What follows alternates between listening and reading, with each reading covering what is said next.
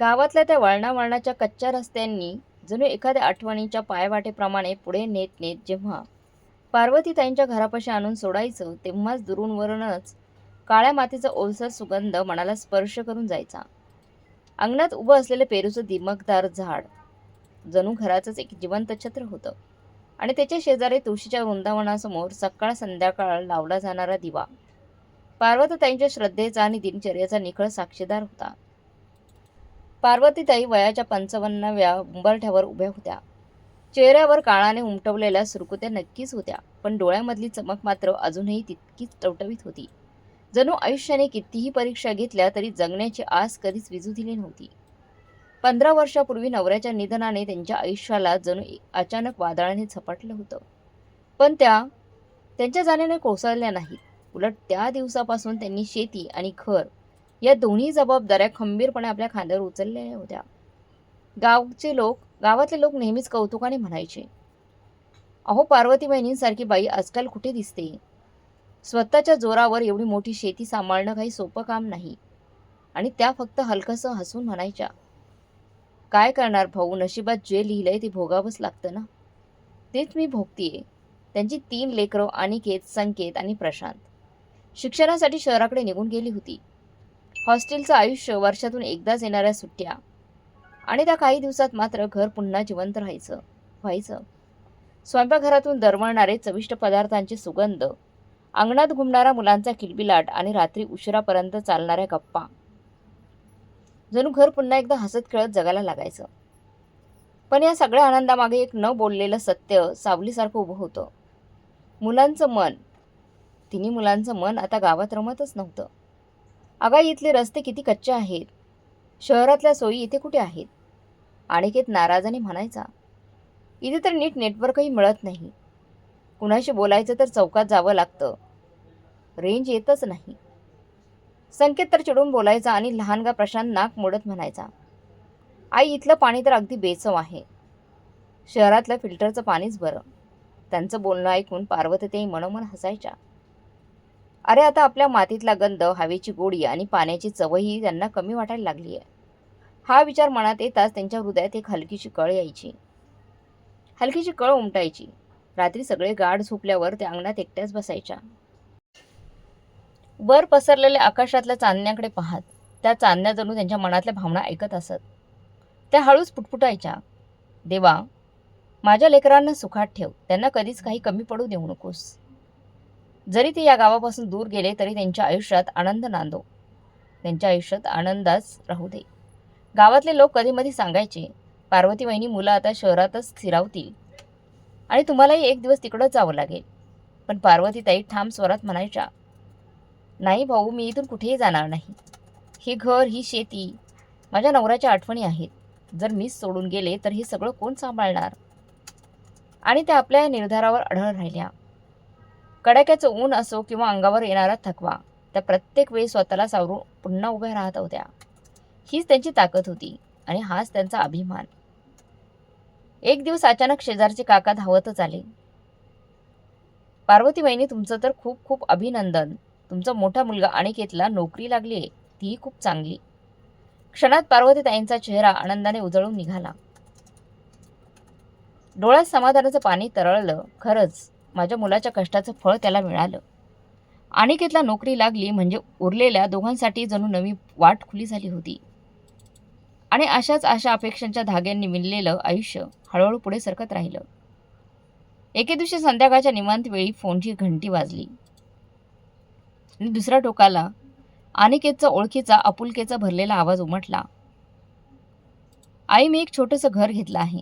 आजूबाजूचा भाग थोडासा मागासलेला आहे, पण स्वतःचं घर म्हणजे स्वतःचंच असतं ना, ते मी घेतलंय.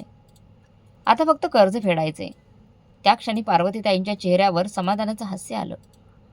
त्या प्रेमाने म्हणाल्या, अनिकेत बाळा, घर छोटं असो किंवा मोठं, पण त्या घरात आपलेपणाची ऊब असली पाहिजे. तू स्वतःचं घर घेतलंस ना, ही सर्वात मोठी गोष्ट आहे. त्याचवेळी बाजूलाच बसलेला संकेत खट्याळ हसू देत म्हणाला, आई, आता अनिकेत दादा आम्हाला त्याच्या घरी बोलवेल ना.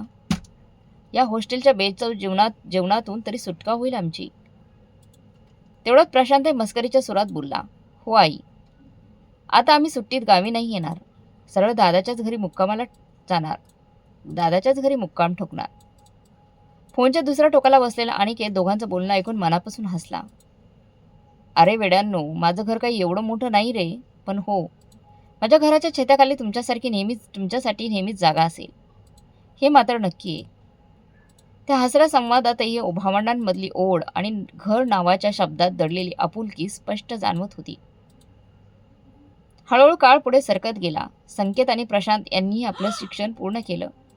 नोकऱ्या मिळाल्या. तीनही भाऊ आता स्वतःच्या पायावर उभे राहिले होते. आत्मनिर्भर, आत्मविश्वासू. प्रत्येक महिन्याला तिन्ही मुलं आईला पैसे पाठवू लागली.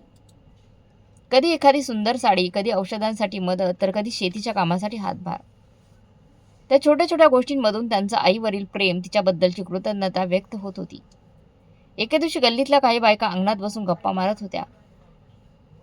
त्यातली एक म्हणाली, अगं पार्वती, वहिनींना बघितलंस का? एकटी असूनही किती खंबीरपणे घर आणि शेती सांभाळते. आणि त्यामुळे मोठी गोष्ट म्हणजे तिने मुलांना चांगलं शिक्षण देऊन स्वतःच्या पायावर उभं केलं. दुसरी लगेच म्हणाली, हो ग, आपण कितीतरी बायका पाहिल्या आहेत, नवरा गेला की जगण्याची उमेदच संपते. पण पार्वतीताईंनी तर वेळेलाच आव्हान दिले जणू. हे शब्द पार्वतीताईंच्या कानावर पडले. ते हलकंसं हसल्या, पण त्या हास्यामागे दडलेलं मन मात्र जड झालं होतं. मनात विचारांचा एक खोल ओघ वाहू लागला.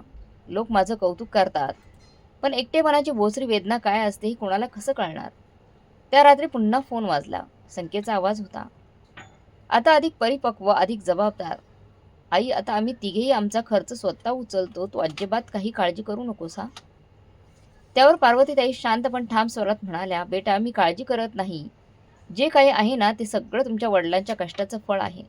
मी तर फक्त ते जपतीये, सांभाळते. त्या शब्दात एक साधेपणा, पण त्यामागे दडलेली होती आयुष्यभराची तगमग, जबाबदारी आणि न संपणारी ममता. एके दिवशी अनिकेत सुट्टीसाठी गावी आला. संध्याकाळच्या निवांत क्षणी तो आईजवळ बसला आणि हलक्या पण ठाम आवाजात म्हणाला, आई, आता माझं लग्नाचं वय झालं आहे. माझ्या ऑफिसमध्ये एक मुलगी आहे, निव्या. ती मला आवडते. ती नोकरी करते, समजूतदार आहे. पार्वतीताईंनी क्षणभर आश्चर्याने त्याच्याकडे पाहिलं. मग त्याच्या चेहऱ्यावर एक मृदू स्मित उमटलं. त्या शांतपणे म्हणाल्या, अनिकेत बाळा, तुला ती पसंत असेल तर मी नकार कसा देणार रे? पण मला जरा तिच्याबद्दल सांग ना. अनिकेतच्या आवाजात उत्साह दाटला. आई, ती शहरात वाढलेली आहे. कॉलेज पूर्ण होताच तिला नोकरी मिळाली. थोडे आधुनिक स्वभावाचे आहे, पण मनाने खूप चांगली आहे. मला वाटतं ती आपल्या कुटुंबासाठी योग्य ठरेल. शेजारीच बसलेले संकेत आणि प्रशांत एकमेकांकडे पाहून हलकेसे हसले. संकेत मिश्किलपणे म्हणाला, दादा, नोकरी करणाऱ्या मुलीशी लग्न केलंस तर घराच्या जबाबदाऱ्या वाढणार बरं का? प्रशांतही लगेच हसत म्हणाला, हो दादा, आणि तसे आपल्याला एकच आई आहे. मुलांचं बोलणं ऐकून पार्वतीताई हलकंसं हसल्या. तुम्ही तिघेही माझा जीव आहात, पण कोणताही निर्णय विचारपूर्वक घ्या. लग्न हा आयुष्यातील सर्वात मोठा निर्णय असतो. त्या दिवशी गावात एक वेगळंच चैतन्य पसरलं होतं. अंगणात शेजारी नातेवाईकां गोळा झाले होते. सगळीकडे कुजबूज सुरू झाली होती. अरे, ऐकलत का? अनिकेतचं लग्न ठरलं आहे. मुलगी शिकलेली आहे, नोकरी करणारी आहे. म्हणे, वा रे, आता तर पार्वतीताईंचं घर उजाळून निघेल. हे सगळं ऐकून पार्वतीताईंच्या ओठावर हलकंसं स्मित उमटलं. त्या मनोमन देवाला साकडं घालत म्हणाल्या, देव, माझ्या मुलाला त्याच्या मनासारखा जीवनसाथी मिळवू दे. माझं घर आनंदाने भरून टाक. लग्न मोठ्या थाटापाटात नव्हतं, पण साधेपणातही त्यात एक आपुलकीचा गोडवा होता. गावातील काही लोक, नातेवाईक आणि ऑफिसमधले काही सहकारी, इतक्याच मोजक्या साक्षीदारांच्या उपस्थितीत ते मंगलकार्य पार पडलं. जेव्हा अनिकेत निव्याला घेऊन घरी आला, तेव्हा तिचा गृहप्रवेश झाला. पार्वतीने आपल्या सुनेकडे निरखून पाहिलं. चेहऱ्यावर तेज, कपाळावर रेखीव कुंकू, पण डोळ्यात एक वेगळीच किंचित तिरकी नजर, जणू स्वतःच्या विचारांवर ठाम असलेली. पार्वतीताईंनी प्रेमाने आरती ओवाळली. तिची होनवटी अलगद उचलत त्या म्हणाल्या, बेटा, सुख समृद्धीने हे घर भरून टाक. निव्या हलकंसं हसली, पण त्या हसण्यात एक वेगळाच आत्मविश्वास दडलेला होता. जणू ती मनोमन सांगत होती, मी माझ्या अटींवरच जगणार. लग्नानंतर काही दिवसातच अनिकेत आणि निव्या शहरात परत गेले. घर लहान होतं, पण दोघेही नोकरीत गुंतलेले असल्यामुळे आपापला विश्वास रमून गेले. काळ पुढे सरकत गेला. संकेत आणि प्रशांतही आपापल्या करिअरच्या वाटेने निघून गेले. आणि ते गावात पार्वतीताईंचं आयुष्य तसंच सुरू राहिलं. सकाळी शेतात जाणं, कामगारांकडून काम करून घेणं, दुपारी घरातील कामं उरकणं आणि संध्याकाळी तुळशीसमोर दिवाळ लावून शांतपणे बसणं. एके दिवशी शेजारच्या वृद्ध शांता काकू आल्या. त्यांनी हळुवारपणे विचारलं, अगं पार्वती, तुझ्या मोठ्या मुलाचं लग्न झालं, मग तू अजूनही इथे एकटीच का राहतेस? त्यांच्याकडे जाऊन राहायचं ना. पार्वती ते हसल्या, एक शांत पण ठाम हास्य. त्या म्हणाल्या, मग या घराला कोण सांभाळणार? काकू, ही घर कोण सांभाळणार? ही शेती अशीच पडून राहील. आणि जर मीही निघून गेले तर तुम्हीच म्हणाल पार्वतीचं घर ओसाड पडलंय. शांता काकूने हलकेच मान डोलवली. त्यांच्या आवाजात एक हळवी जाणीव दाटून आली होती. खरं सांगायचं तर कधी कधी मनात येतं, माझंही वय आता उतरायला लागलंय. मुलांच्या जवळ राहिलं तर थोडासा आधार मिळेल. पार्वतीताईंनी दीर्घ श्वास सोडला. त्यांच्या ओठांवर एक शांत पण खोल अर्थ सांगणारी स्मितरेषा उमटली. काकू, खरा आधार तर देवाचाच असतो. मुलं दूर आहेत पण फोनवर का होईना विचारपूस करतात. तेच आपल्यासाठी खूप मोठं आहे. दुसरीकडे शहरात निव्याचा खरा स्वभाव हळूहळू उघड होऊ लागला. ती तिच्या कामाच्या व्यापात इतकी गुरफटून गेली होती की घरातल्या जबाबदाऱ्यांचा सारा भार कामवाली बाईवरच सोपवला गेला होता. एके दिवशी अनिकेतने सहजच विषय काढला.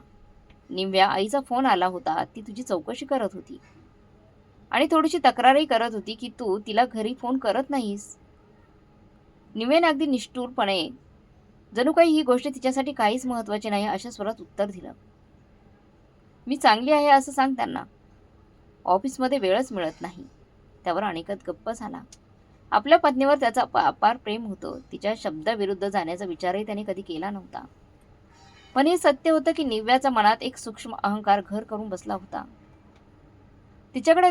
तिच्यासाठी गावाकडच्या परंपरा, मातीचा सुगंध, आईचा निस्वार्थ त्याग, हे सगळं केवळ भूतकाळात हरवलेलं अप्रासंगिक विषय झाले होते. आणि गावातल्या त्या शांत साध्या जीवनात रमलेल्या पार्वतीताईंना या बदलाची किंचितही चाहूल नव्हती. त्यांच्या मनात तर फक्त एवढंच होतं, आपली नवी सून नोकरी करणारी आहे, कामात व्यस्त असेल. गावाकडचं आयुष्य मात्र नेहमीसारखंच पुढे सरकत होतं. मातीचा सुगंध, शेतातील कष्टाची कामं आणि एकटेपणाची हलकीशी किनार, या सगळ्यांच्या दरम्यान पार्वतीताईंचं आयुष्य आता एका नव्या वळणावर येऊन ठेपलं होतं. मोठ्या मुलगा अनिकेतचं लग्न त्यांच्या पसंतीप्रमाणे झालं नव्हतं. ही खंत त्यांच्या मनात कुठेतरी दडून बसली होती. पण संकेत आणि प्रशांतने ठामपणे सांगितलं होतं, आई, तूच आमच्यासाठी मुलीची निवड कर. आम्हाला तुझ्या निर्णयावर पूर्ण विश्वास आहे. हे ऐकून पार्वतीताईंचं मन आनंदाने फुलून लागलं. त्यांनी गावातल्या आणि पुण्यात आणि शहरातल्या नातेवाईकांकडे चौकशी सुरू केली. अनेक स्थळं पाहिल्यानंतर अखेर त्यांनी पल्लवी आणि प्राजक्ताला आपल्या घरच्या सुना म्हणून निवडल्या. संकेतच्या लग्नाच्या वेळी मंडपात प्रवेश करताना तो हलकेच आईच्या कानाशी कुजबुजला. आई, नववधू कशी आहे? पार्वतीताई हसल्या. त्यांच्या डोळ्यात समाधानाची चमक होती. बाळा, अगदी तशीच आहे जशी एक आई आपल्या मुलासाठी स्वप्नात पाहते. गुणी, संस्कारी आणि सर्वात महत्वाचं म्हणजे मनाने साधी. संकेतने समाधानाने मान हलवली. आई, तुझा विश्वासच माझ्यासाठी पुरेसा आहे. प्रशांतही नम्रतेने आईसमोर उभा राहून म्हणाला, आई, मग कधी विचारही केला नव्हता की माझी जीवनसाथी कोण असेल, पण तू प्राजक्ताची निवड केली आहेस म्हणजे माझ्यासाठी तो देवाचा आशीर्वाद आहे. हे ऐकून पार्वती त्यांच्या डोळ्यात आनंदाश्रू तरळले. बाळून, तुम्हा तिघही माझी खरी ताकद आहात. आता माझ्या तिन्ही सुना घरात आल्या आहेत, त्यामुळे माझं घर खरंच पूर्ण झालंय. काही दिवस सगळे एकत्र राहिले, हसत खेळत एकमेकात मिसळत. आणि जेव्हा सगळे सुट्टीसाठी गावी यायचे तेव्हा त्या घराच्या अंगणात एक वेगळेच चैतन्य फुलायची. मुलांच्या निरागस हास्याने आणि सुनांच्या वावराने ते अंगण जणू जिवंत होऊन जायचं. एके दिवशी संकेत आणि प्रशांत पार्वती त्यांच्या जवळ येऊन बसले. वातावरणात काहीतरी न बोललेलं होतं. संकेतने हळू आवाजात सुरुवात केली, आई, आता आम्हा तिघांचा संसार वेगवेगळा झाला आहे. आम्ही विचार करत होतो एकाच शहरात आपापली घरं घ्यावी. हे ऐकून पार्वतीताई काही क्षण गप्पच राहिल्या. त्यांच्या मनात अनेक विचारांचे तरंग उठले, पण त्यांनी ते शब्दात न मांडताच शांतपणे दीर्घ श्वास घेतला. बाळा, ही तर वेळेची गरज आहे. संकेतने अलगद आईचा हात हातात घेतला. आई, तू काळजी करू नकोस. आम्ही तुझ्यापासून दूर जाणार नाही. फक्त नोकऱ्यांमुळे वेगवेगळं राहावं लागेल, पण प्रत्येक सुट्टीला आम्ही इथेच येऊ. प्रशांतनेही होकारार्थी मान हलवली. हो आई, तू आमच्या मनात आहेस. आम्ही कुठेही असलो तरी तुझ्याशी असलेलं आमचं नातं कधीच तुटणार नाही. पार्वतीताईंनी तिन्ही मुलांना आशीर्वाद दिला. ओठांवर समाधान होतं, पण मनाच्या एखाद्या कोपऱ्यात हलकीशी उदासी घर करून बसली होती. काळ जसजसा पुढे सरकत गेला तसतसे तिन्ही सुना त्यांच्या स्वभावाचे वेगवेगळे रंग दाखवू लागल्या. निव्या अनिकेतची बायको आधुनिक विचारांची, थोडीशी अभिमानी. गाव, सासर आणि त्या मातीशी जोडलेलं साधं जीवन तिला कधीच भावलं नाही. ती जेव्हा गावी यायची तेव्हा तिच्या तक्रारीचा सूर कधी कमी व्हायचा नाही. अहो आई, इथे नेटवर्कही नीट येत नाही आणि या पाण्यामुळे तर माझे केसच गळायला लागले आहेत. शहरासारखा स्वाद तर इथे कुठेच नाही. पल्लवी संकेतची पत्नी मात्र अगदी विरुद्ध स्वभावाची होती.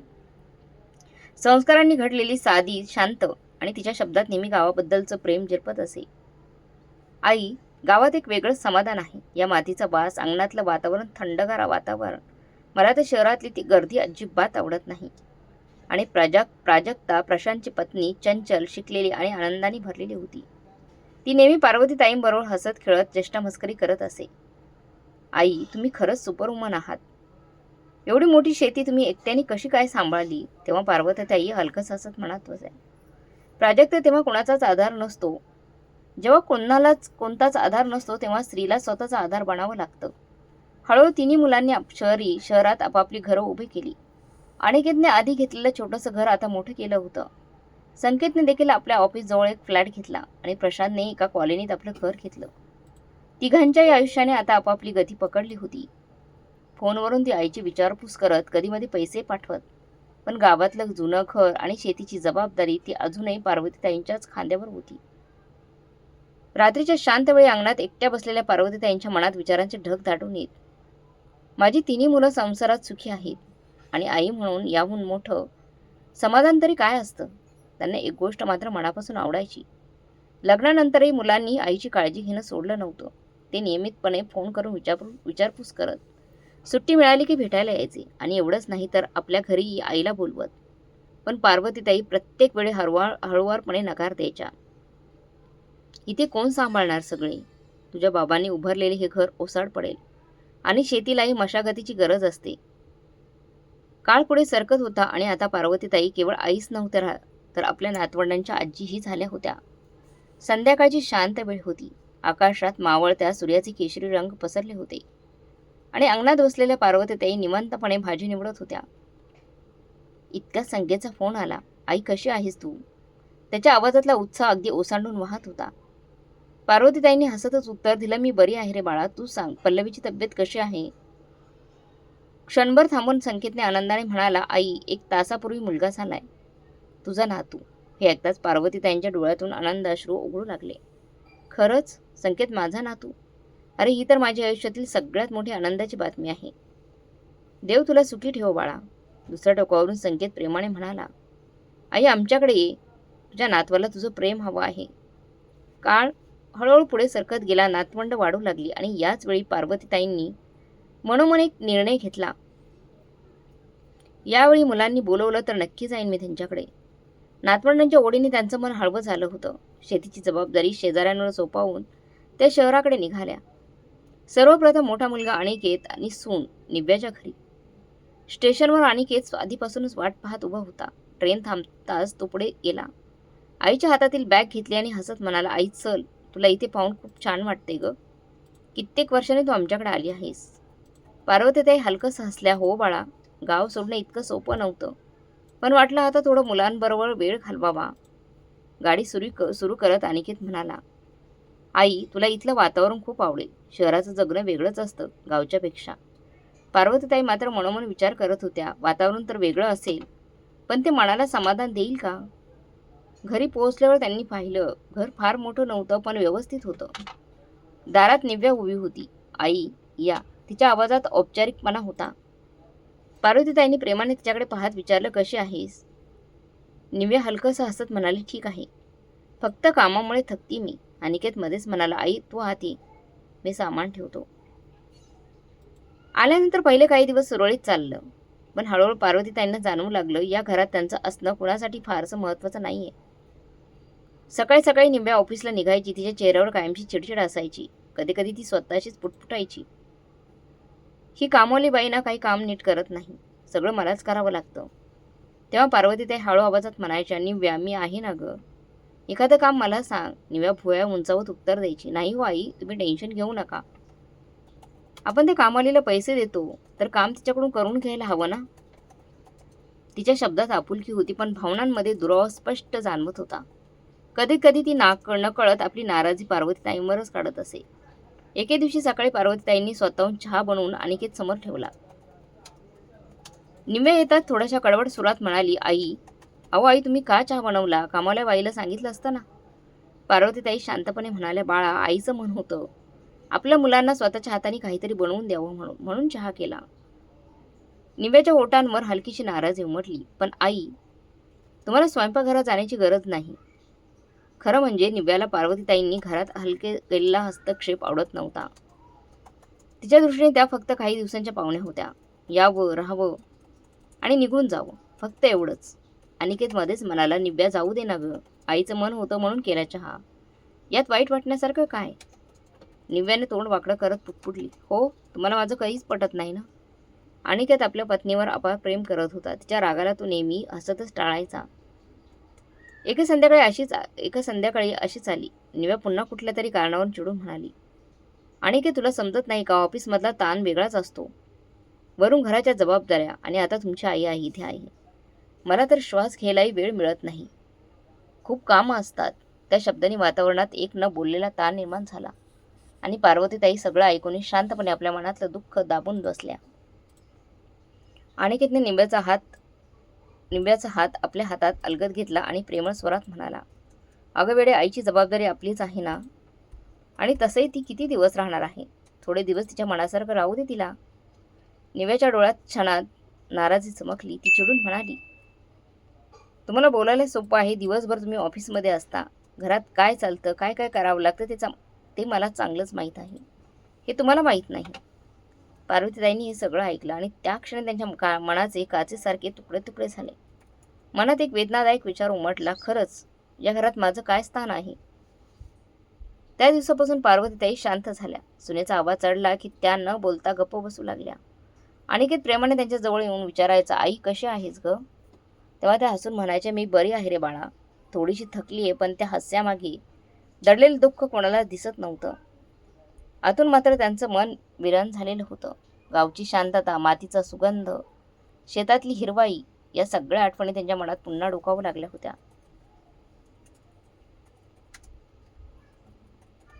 काही दिवसातच अनिकेतच्या घरात राहूनच त्यांचं मन पूर्णपणे खचून गेलं. निव्याचा चिडचिडेपणा आणि नातवाचा उद्धट स्वभाव या सगळ्यांनी घराचं वातावरण बोचकारणारं केलं होतं. एके सकाळी छोट्याशा कारणावर नातवाने रागाने पुस्तक आपटलं आणि ओरडला, आजी, तुला कळत नाही का, सतत का बोलत असतेस? दुसराही ठसक्यात म्हणाला, हो ना आजी, आईबाबा सुद्धा आम्हाला एवढं ओढत नाही, तू नेहमी शिकवतेस.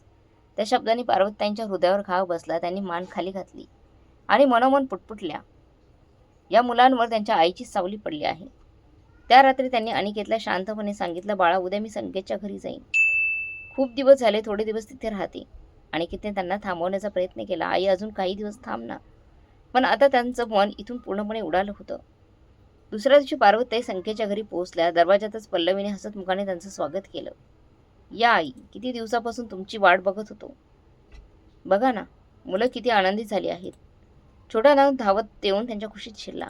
आजी, आज मी तुझ्याजवळ झोपणार. नाताई त्यांच्या पायाला बिलगून म्हणाली, आजी, मला एक गोष्ट सांगायची आहे. मला गोष्ट ऐकायची, तू सांगशील ना? त्या क्षणी पार्वतीताईंचं थकून गेलेलं मन पुन्हा फुलून आलं. त्यांनी दोन्ही नातवंडांना खुशीत घेतलं आणि त्यांच्या डोळ्यात आनंदाची नवी चमक झळकली.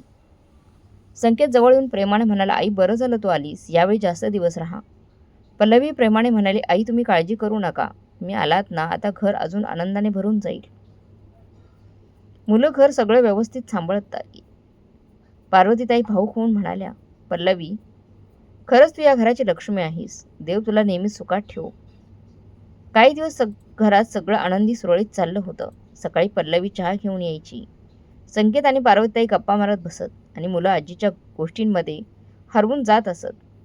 पार्वतीताईंना वाटू लागलं, हीच खरी गृहस्थी आहे, साधेपणा, प्रेम आणि गोडवा.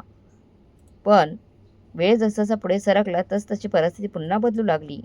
आता पल्लवीला प्रत्येक ठिकाणी पार्वतीताईंची उपस्थिती खटकू लागली.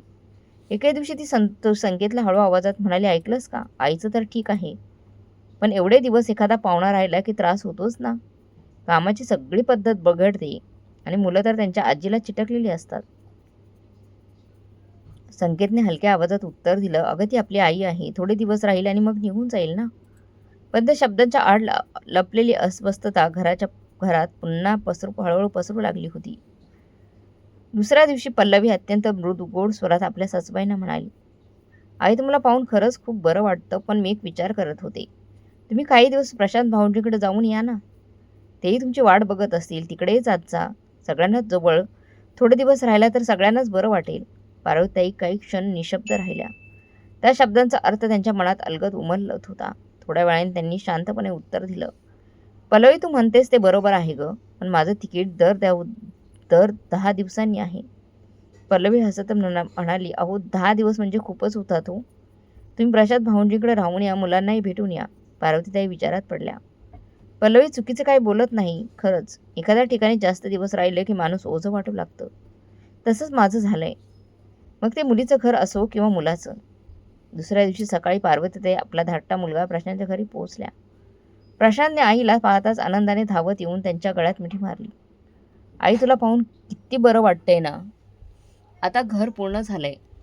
दरवाजात उभी असलेली प्राजक्ता हसत म्हणाली, या आई, आम्ही तुमची किती दिवसांपासून वाट बघत होतो. पार्वतीताईंच्या चेहऱ्यावर हलकंसं स्मित उमटलं, पण मनात एक हलकीशी शंका डोकावत होती. पाहूया या घरातील हवा कशी आहे. प्रशांतचं घर मोठ्या बिल्डिंगमध्ये नव्हतं, तर छोट्या साध्या खोल्यांचं होतं. समोर एक छोटीशी बाग होती. आजूबाजूला मुलांचा किलबिलाट, शेजाऱ्यांच्या घरातून येणाऱ्या गप्पांचा आवाज आणि बाहेर गल्लीतली सततची वर्दळ. हे सगळं पाहताना पार्वतीताईंना शहरात पहिल्यांदाच एक वेगळंच आपलेपणा जाणवला. दुसऱ्या दिवशी संध्याकाळी प्रशांत म्हणाला, आई, आज तुला बागेत घेऊन जातो. तिथे सगळे लोक संध्याकाळी बसतात. प्राजक्ताई हसून म्हणाली, हो आई, तिथे तुमच्या वयाचे खूप लोक येतात. तुम्हाला छान वाटेल. संध्याकाळी जेव्हा प्रशांत आईला बागेत घेऊन गेला तेव्हा त्या ठिकाणी कितीतरी वृद्ध महिला आपल्या नातवंडांसोबत रमलेल्या होत्या. कुणी आपल्या नातीला झोपाळ्यावर अलगद झोका देत होती, तर कुणी एखादी गोष्ट सांगत मुलांच्या चेहऱ्यावर हसू फुलवत होती. त्या वातावरणात एक गोड ऊब होती. जणू प्रत्येक क्षणात ममतेचा सुगंध दरवळत होता. तेवढ्यात एक वृद्ध महिला त्यांच्या जवळ येऊन हसत म्हणाली, अहो ताई, तुम्ही नव्या वाटत आहात. कुठून आलात? पार्वतीताईही हसून म्हणाल्या, हो, मी गावावरून आली. माझ्या मुलाकडे आणि सुनेकडे काही दिवसांपूर्वी आली. दुसरी एक महिला उत्साहाने म्हणाली, खूप छान केलं. इथे तुम्हाला अजिबात कंटाळा येणार नाही. आम्ही सगळ्या रोज सकाळी इथेच जमतो. हळूहळू पार्वतीताई त्या महिलांमध्ये मिसळू लागल्या. मुलांबरोबर खेळणं, त्यांच्यासोबत गप्पा मारणं आणि घरी परतल्यावर आपल्या मुलाला आणि सुनेला सगळ्या गोष्टी उत्साहानं सांगणं, हीच त्यांची नवी दिनचर्या बनली होती. प्रशांतचं घर आकाराने छोटं होतं, पण त्या छोट्याशा जागेत एक विलक्षण ऊब आणि आपलेपणाची सावली होती. दररोज सकाळी प्राजक्ता हातात चहाचा कप घेऊन त्यांच्या खोलीत येई आणि हसत म्हणे, आई, हा तुमचा आलं घातलेला चहा आहे, अगदी गावाकडच्या चवीसारखा. पार्वतीताई चहाचा पहिला घोट घेताच डोळे मिटून समाधानाने म्हणत, प्राजक्ता, तुझ्या हाताच्या चवीत गावचा सुगंध आहे ग. हा चहा म्हणजे जणू माझ्या आठवणींचाच एक घोट. प्रशांत आईजवळ बसून रोज पेपर वाचत असे आणि त्या दोघांमध्ये छोट्या छोट्या गोष्टींवर रंगलेल्या गप्पा घरात एक वेगळंच चैतन्य भरवत होती. मुलांना तर आजीची इतकी सवय झाली होती, जणू त्या वर्षानुवर्ष त्यांच्यासोबतच राहत आहे. नातू दररोज रात्री हट्टाने म्हणायचा, आजी, गोष्ट ऐकल्याशिवाय मला झोप येत नाही. आणि नात लाडात म्हणायची, आजी, उद्या बागेत माझ्या बाहुलीला झोपाळ्यावर बसव ना. हे सगळं पाहून पार्वतीताईंचं मन कृतज्ञतेने भरून येई. त्या मनोमन म्हणत, हेच तर खरं सुख आहे. घरातील गजबज, माणसामधला आपलेपणा. पण वेळ कोणासाठी थांबत नाही. पंख लावल्यासारखा उडून गेला आणि पाहता पाहता तो 10 दिवसही सरले. परतीचा दिवस उगवला. सकाळी पार्वतीताईंनी मुलांना जवळ बोलवलं. नातवाच्या हातावर त्यांनी 100 रुपयांची नोट ठेवली आणि मायेने म्हणाल्या, बाळा, हे तुझ्यासाठी जपून ठेव. मग नातीच्या हातावरही तितकीच रक्कम ठेवत म्हणाल्या, ही तुझ्या गुल्लकात टाक. आजीचा आशीर्वाद समज. मुलं त्यांच्या गळ्यात पडून रडवलेल्या आवाजात म्हणाली, आजी, लवकर परत ये, आम्हाला विसरू नकोस. त्या क्षणी पार्वतीताईंच्या डोळ्यात अश्रू दाटून आले. त्यांनी प्रशांत आणि प्राजक्ताकडे पाहिलं आणि शांत स्वरात म्हणाल्या, मुलांना तुमच्या घरी खूप बरं वाटलं, पण आता जायचं आहे. गावाकडचं घर रिकामं पडलंय. शेतीकडे पाहायला कोणी नाही. किती दिवस दुसऱ्यांच्या भरोशावर सोडायचं. त्यांनी दोघांनी घट्ट मिठी मारली आणि आशीर्वाद देत म्हणाल्या, देव तुम्हाला नेहमी सुखात ठेवो. पुढच्या वेळी नक्की येईन, पण आता निघायलाच हवं. स्टेशनवर ट्रेन सुटायची वेळ झाली होती. प्रशांत, प्राजक्ता आणि मुलं तिथे उभी होती. मुलं हवेत हात हलवत पुन्हा ओरडत होती, बाय आजी, लवकर परत ये. पार्वती त्यांच्या डोळ्यातून अश्रू ओघळत होते. मनात एकच विचार घुमत होता, मुलं, सुना, नातवंड सगळेच आपल्या आपल्या आयुष्यात गुंतलेले आहेत. पण माझं खरं ठिकाण, माझं घर तर गावातच आहे. तेच अंगण, तीच माती, तीच शेती. तिथे आजही त्यांचा श्वास अडकून राहिला होता. आणि ट्रेन हळूहळू पुढे सरकू लागली. काळ आपली गती पुढे जात राहिला. कधी दुःखाच्या सावल्या तर कधी सुखाचे उजेड सोबत घेत. 5 वर्ष कधी निघून गेले हे त्यांनाही कळलं नाही. आता पार्वतीताईंची दिनचर्या साधी आणि शांत झाली होती. गावाकडची स्वच्छ हवा, शेतातील मातीचा गंध आणि घराबाहेरच्या अंगणात बसून घेतलेला चहाचा ओठ यातच त्यांचं आयुष्य अलगद वाहत होतं. वयाने शरीराला थोडंसं थपकवलं होतं. केस पांढरे झाले होते. चालण्यात थोडा शांतपणा आला होता. पण त्यांच्या मनात अजूनही आत्मसन्मानाची ज्योत तेवतच होती. शांत, स्थिर आणि अजूनही तितकीच उजळ. त्या दिवशी संध्याकाळी अचानक आभाळाने रुद्ररूप धारण केलं. वाऱ्याच्या झोतांनी झाडांच्या फांद्या एकमेकांवर आपटू लागल्या. विजांचा कडकडाट झाला. कानठळ्या बसू लागला आणि क्षणार्धात मुसळधार पावसाने साऱ्या गावाला कवेत घेतलं. त्या सगळ्या गोंधळात पार्वतीताई अंगणात निवांत बसल्या होत्या. मन मात्र अस्वस्थ विचारांनी भरून गेलं होतं. त्या स्वतःशीच पुटपुटल्या, कधी कधी हा निसर्ग किती भयान रूप धारण करतो. दुसऱ्या दिवशी सकाळी त्या घराच्या पाठीमागे गेल्या तर सगळीकडे पाणीच पाणी साचलेलं होतं. पाय टाकताच त्यांच्या पायाखालची जमीन निसटली आणि त्या जोरात घसरून पडल्या. अरे देवा! त्यांच्या तोंडात वेदनांनी भरलेला आवाज निघाला. तो आवाज ऐकून आजूबाजूच्या घरातून लोक धावतच आले. शेजाऱ्यांनी त्यांना सावरत विचारलं, काकू, हळू कसं पडलात तुम्ही? त्यांना हळूवर खाटेवर झोपवलं आणि गावातल्या डॉक्टरांना बोलवण्यात आलं. तपासणी करून डॉक्टरांनी गंभीर स्वरात सांगितलं, डाव्या हाताला थोडं दुखापत आहे. वय झालं, हाडंही ढिसूळ झालेली आहेत. आता पूर्ण विश्रांतीची गरज आहे. रात्री खाट्यावर पडून पार्वतीताईंच्या मनात विचारांचा महापूर उसळला. ही म्हातारं शरीर अजून किती दिवस साथ देणार? एखाद्या दिवशी श्वासच थांबेल आणि कोणालाच कळणार नाही. इथेच एकटी कुजत पडेन मी. त्या विचाराने त्यांच्या डोळ्यातून अश्रू वाहू लागले. त्या स्वतःचीच हळूच म्हणाल्या, मुलं शहरात आहे, त्यांच्या संसारात, त्यांच्या बायका मुलांमध्ये रमून गेलेली, आणि मी इथे कशाच्या मोहात अडकून राहिली आहे. दुसऱ्या दिवशी सकाळी त्यांनी जुनी सखी कौशल्याताई भेटायला आल्या होत्या. त्यांनी पार्वतीताईंना मायेने समजावून म्हटलं, अगं पार्वती, किती दिवस असं स्वतःला त्रास देणार? मुलांजवळ जा. गावातलं घर एक एक करून रिकामी होत आहेत. तू तरी का एकटी राहतेस? मालतीताईंनाही त्यात सामील होत म्हणाल्या, हो ग, शेतीसाठी एखादा गडी ठेव, पण तू मुलांच्या जवळ राहिलीस तर तुला आधारही मिळेल. म्हणून काही दिवसांनी त्यांनी धाडस केलं. मोठ्या मुलाला अनिकेतला फोन लावला. बाळा, आता एकटीला सगळं सांभाळणं जमत नाहीये, म्हणून विचार करते तुझ्याजवळच कायमचे यावं. फोनच्या दुसऱ्या टोकाला अनिकेतचा आवाज भरून आला. आई, हे तू एवढ्या उशिरा का सांगतेस? आम्ही केव्हापासून तुला बोलावत होतो. तू फक्त हो म्हण. त्यानंतर त्यांनी संकेत आणि प्रशांतलाही फोन केला. संकेत प्रेमाने म्हणाला, आई, तुझ्याशिवाय घर रिकामं वाटतं. आता तर लगेच निघून ये. प्रशांतही तितकाच आतुरतेने म्हणाला, आई, यावेळी आलीस ना तर परत जाऊ नकोस. तू एकटी राहू नकोस. त्या तिन्ही मुलांच्या आवाजातील ओढ, माया आणि काळजी ऐकून पार्वती त्यांच्या मनावरचं एकटेपणाचं ओझं हलकं झालं. त्यांच्या डोळ्यातून अश्रू आले, पण यावेळी ते दुःखाचे नव्हते, तर आधार सापडल्याचे समाधानाचे होते. फोन कट झाल्यानंतर बराच वेळ पार्वतीताई विचारांच्या गर्दीत हरवून बसल्या. अंगणात शांतपणे बसून त्यांनी आकाशाकडे नजर उचलली. त्या निळाशार आकाशाखाली त्यांना कौशल्य आणि मालतीच्या शब्दांची आठवण झाली. त्या दोघी बरोबरच म्हणत होत्या, आता वेळ आली आहे, मला माझ्या मुलांच्या जवळ राहायला हवं. शेतीसाठी एखादा माणूस ठेवीन, पण आता एकटं राहणं शक्य नाही. त्यांच्या चेहऱ्यावर हलकंसं हसू उमटलं, पण डोळ्यात मात्र आठवणीचं पाणी दाटून आलं होतं. या गावाने मला सगळं काही दिलं. इथंच माझं तारुण्य फुललं, पण आता या म्हातारपणात आधाराची गरज आहे, आणि तो आधार मुलांच्याच जवळ मिळणार. हा निर्णय घेताच त्यांनी सर्वप्रथम धाकटा मुलगा प्रशांतचं घर निवडलं. कारणही तसंच होतं. गेल्या वेळी तिथे राहिल्यावर त्यांनी त्या गल्लीतलं वातावरण मनापासून भावलं होतं आणि मुलांबरोबर त्यांचं मनही पटकन जुळलं होतं. प्रशांतच्या घरी पोहोचल्यावर प्राजक्ताने त्यांचं अगदी प्रेमाने स्वागत केलं.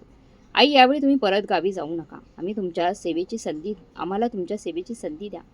पार्वतीताई हसत म्हणाल्या, हो ग सुनबाई, आता शरीरासोबत मनही थकलं आहे. इथे राहिले तर समाधान वाटेल. इतक्यात नातवंड धावत येऊन त्यांच्या मांडीवर बसली. आजी, तू आता इथेच राहणार ना? त्यांनी मायेने त्यांच्या डोक्यावरून हात फिरवला. हो रे बाळा, आता आजी कुठेही जाणार नाही. सुरवितेचे दिवस अगदी सुरळीत गेले. प्राजक्ता रोज चहा करून त्यांच्या खोलीत आणायची, वेळेवर जेवण वाढायची, शेजारच्या बायकांशी बोलताना अभिमानाने म्हणायची, माझ्या सासूबाई खूप धाडसे आहेत. बघा ना, गावी एकट्या राहून घर आणि शेती सगळं सांभाळत होत्या. पण दिवस पुढे सरकत गेले तसे प्राजक्ताच्या मनात काहीतरी नकळत शिजू लागलं. स्वयंपाकघरातील सामान अपेक्षेपेक्षा लवकर संपायला लागलं. लाईट आणि पाण्याची बिलं वाढू लागली. कारण पार्वतीताईंना साईनाथांचा चित्रपट पाहण्याची सवय होती, आणि सगळ्यात महत्त्वाचं म्हणजे सासूबाईंचं सतत घरात असणं हेही तिला खटकू लागलं.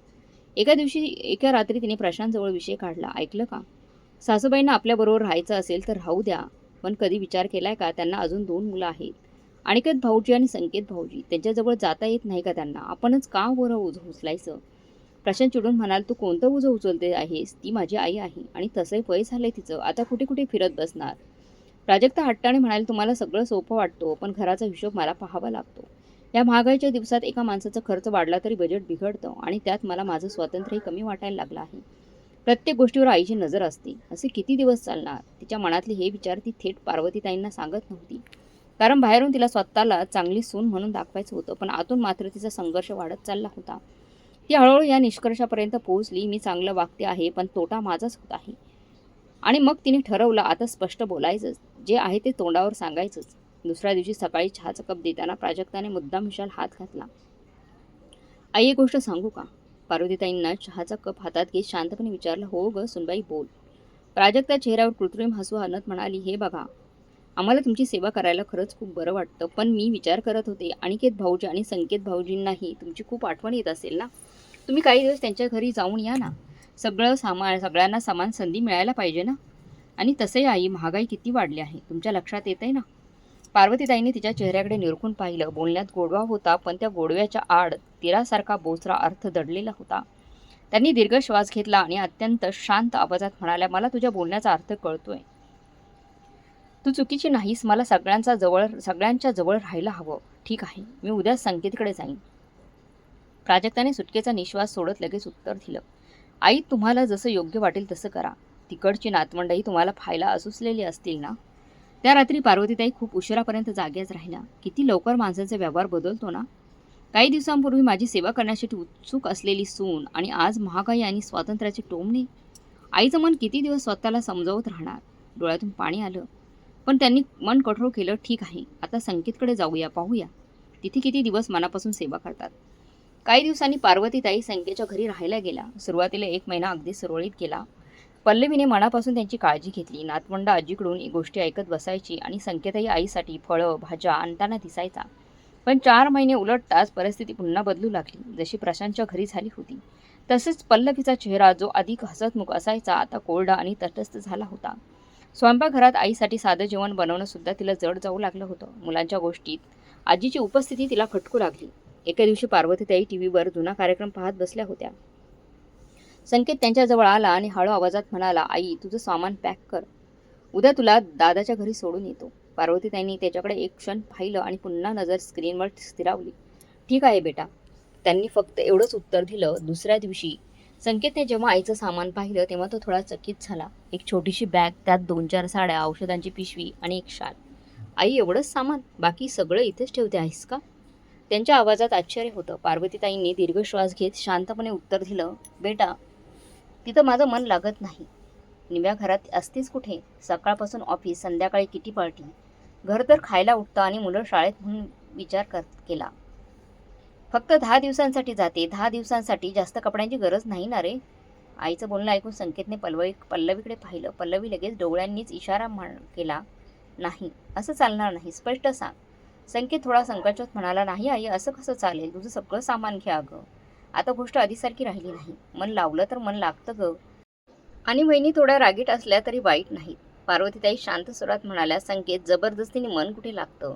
तरी तुला जसं योग्य वाटेल तसं कर. इतक्यात पल्लवी पुढे येत म्हणाली, हो आई, संकेत बरोबर बोलतोय. तुम्ही सगळं सामान घ्या. आम्ही असं समजतो की 4 महिने आम्ही तुमची सेवा केली. आता पुढची बारी अनिकेत भाऊजी आणि निव्या वहिनींची आहे. प्रत्येकाकडे 4-4 महिने राहिलात तर सगळ्यांना सोपं जाईल. पुढे तुम्हाला असंच राहावं लागेल. तिच्या आवाजात तोच गोडवा होता, पण आता त्या गोडव्यामागचा कटू अर्थ पार्वतीताईंना स्पष्ट जाणवत होता. त्यांना उमगलं, इथे सुद्धा त्या आता ओझं बनल्या आहेत. काही न बोलता त्या हळूहळू उठल्या आणि आपल्या उरलेल्या साड्या शांतपणे बॅगेत भरू लागल्या. संकेत अडकळत म्हणाला, आई, वाईट वाटून घेऊ नकोस ग.